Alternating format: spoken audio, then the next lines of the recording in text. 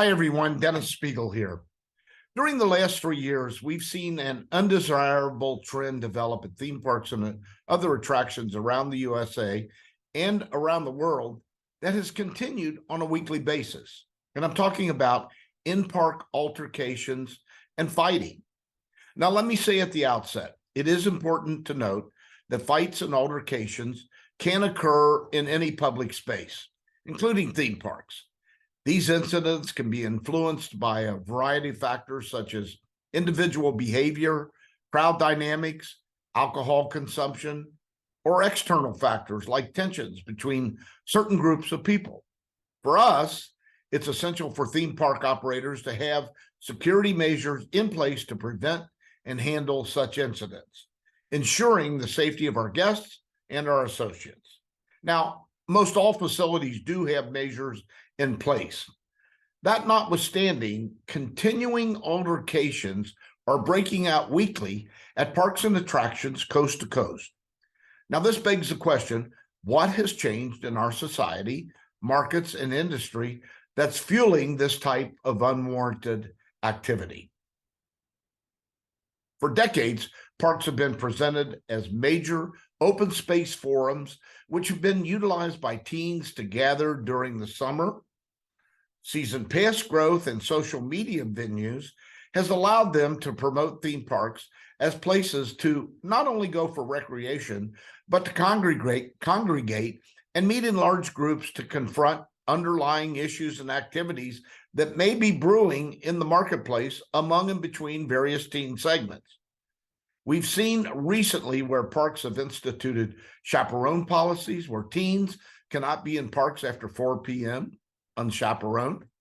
Parks have taken security actions, adding drones for security at perimeters and for general observance of areas in parks.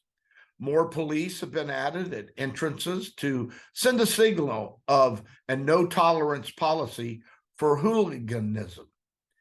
Parks have stepped up their arrest policies, attempting to send a message back through the disruptors' ranks, which indicates cause a problem and you'll be arrested and sent to jail. Now, all of these instituted programs are necessary and they're well-founded now because of the activity we're seeing. But are they enough based on the continuance and frequency of occurring incidents? Back during the 1950s and 60s, many amusement parks around the United States saw in-park hooliganism and uprisings by disorderly, rowdy, unmanageable crowds. Parks such as Riverview in Chicago, Pontchartrain Beach in New Orleans, Fontaine Ferry in Louisville, Chester Park in Cincinnati, Euclid Beach up in Cleveland. All of these parks had altercation issues which eventually contributed to their ultimate demise. We have learned time and time again, problems left without confrontation can spread and expand.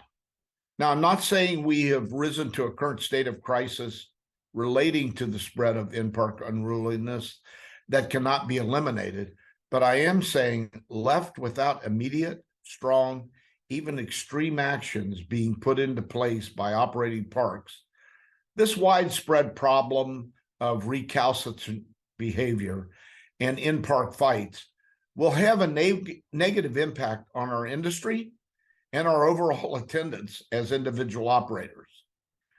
The recent spate of incidents already has parents in discussions about allowing their children and they, as families, to visit theme parks. They're questioning it for fear of incurring belligerent activity.